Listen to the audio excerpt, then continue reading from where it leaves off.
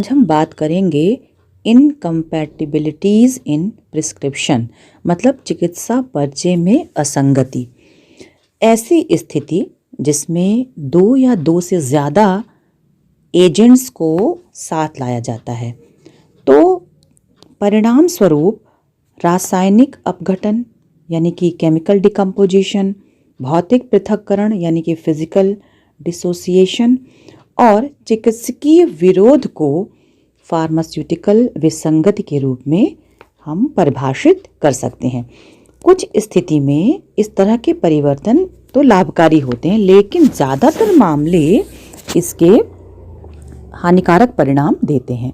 जैसे उदाहरण के लिए मिश्रण में दवाओं का अपघटन, रंग का बदल जाना, बिना किसी परिवर्तन के नए यौगिकों का निर्माण होना या फिर अवयवों को बेअसर करना, इस तरह के उदाहरण इसमें शामिल हैं। दवाओं के सूत्र को तैयार करना, निर्माण करना, उनको पैक करना, दवा देना आदि कुछ ऐसी ये प्रक्रियाएं हैं जिनके दौरान विसंगतियां उत्पन्न हो सकती हैं। तो असंगतियों को ज्ञात करने के लिए दवा के भौतिक, रासायनिक और चिकित्सकीय गुणों में परिवर्तन का अध्ययन किया जाता है।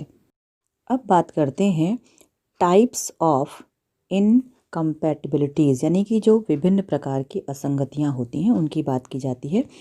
फार्मास्यूटिकल दवा की असंगतियों को हम तीन तरह से वर्गीकृत कर सकते हैं। जैसे पहली है फिजिकल यानी भौतिक, दूसरी केमिकल यानी कि रासायनिक, और तीसरी जो आपकी है वो है थेरेप्यूटिक यानी कि चिकित्सकीय असंगति। अब हम बात करते हैं पहले की यानी भौतिक असंगति या विसंगति की। दवाओं के मिश्रण से भौतिक विसंगति को बढ़ावा मिलता है, और ये जो विसंगति है वो तब होती है जब दो या दो से अधिक गैर संगत पदार्थ एक दूसरे पर परस्पर प्रभाव डालते हैं, जिससे क्या परिणाम आता है कि उत्पाद का रंग, गंध, स्वाद, उसकी चिपचिपाहट और आकृति में परिवर्तन आता है।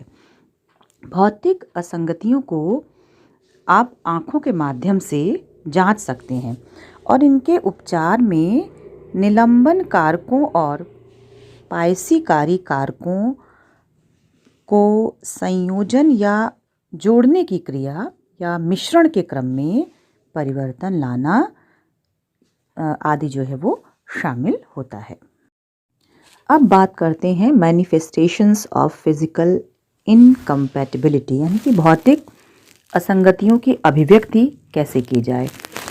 तो विभिन्न दवाओं के बीच या जिनके बीच शारीरिक असंगतियां उत्पन्न हो सकती हैं, वो मुख्यतः तीन प्रकार से हम उनको व्यक्त कर सकते हैं। जैसे पहला है कि इनसॉल्युबिलिटी of prescribed agent in vehicle, यानी वाहक में निर्धारित कारक की अविलेयता।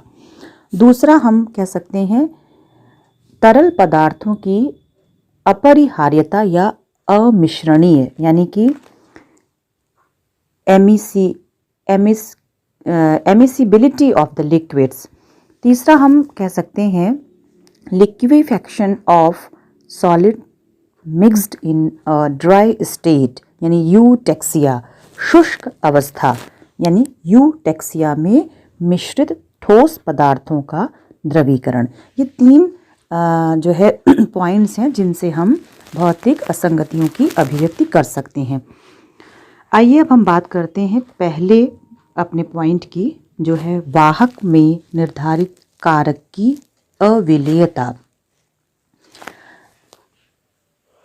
एक वाहक में निर्धारित दवा की वाहक में अविलेयता विभिन्न कारकों से प्रभावित होती है, जो उसकी घुलनशीलता को कम करते हैं।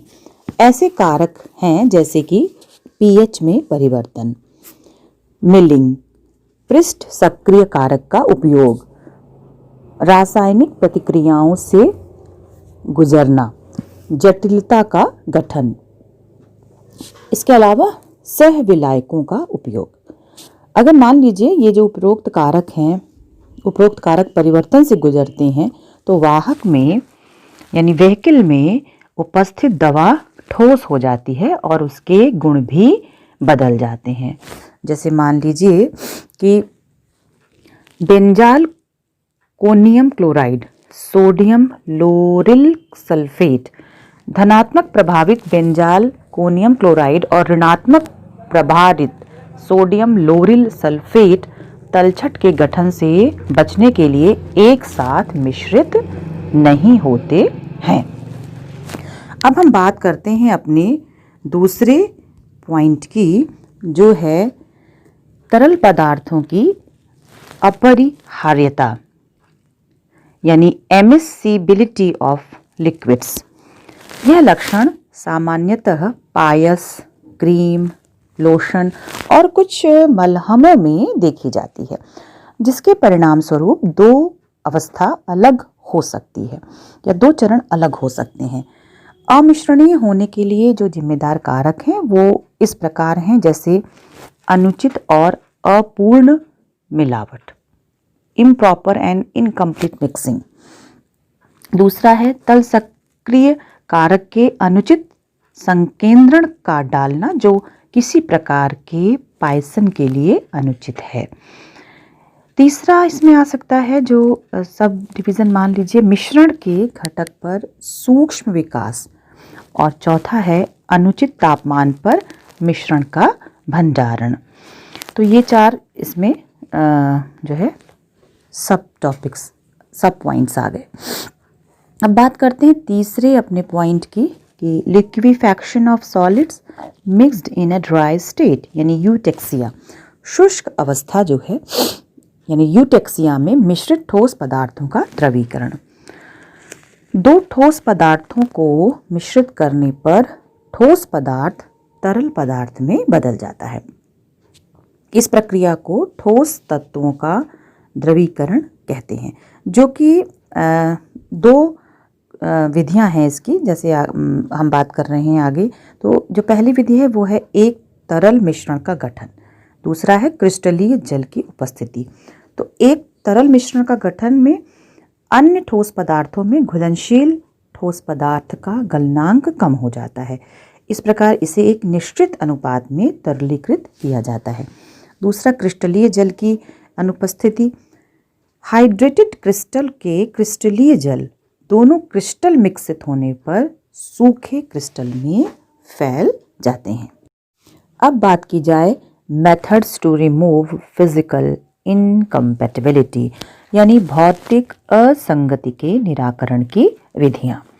भौतिक असंगति को हटाने के या उनके निराकरण के कुछ जो तरीके हैं या कुछ विधियां हैं, और इन विधियों में मिश्रण के क्रम को बदलना, विलयन, अवयवों और मात्रा का रूप, पासीकारी कारक, सस्पेंडिंग कारक, जोड़ने की क्रिया, उपचारात्मक रूप से निष्क्रिय पदार्थों का प्रतिस्थापन करना या उनका हटाना, ये सब शामिल होता है।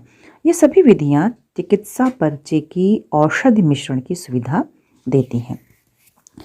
भौतिक विसंगतियां कई विधियों के द्वारा जो है हटाई जा सकती हैं। जैसे अगर हम बात करें तो पायसीकरण, ये एक पहली विधि है जिससे हम भौतिक असंगति हटा सकते हैं। इसी तरह से निलंबित कारकों को डालना, फिर इसके बाद है आपका है आर्द्रकों को मिलाना, फिर राल अभिमिश्रण को मिलाना, जल को मिलाना, इलेक्ट्रोलाइट्स को मिलाना, सामान्य विलायक को मिलाना और यूटेक्टिक मिश्रण का निर्माण करना। तो ये कुछ ऐसी विधियां हैं जिससे भौतिक असंगतियां जो है वो दूर हो सकती हैं।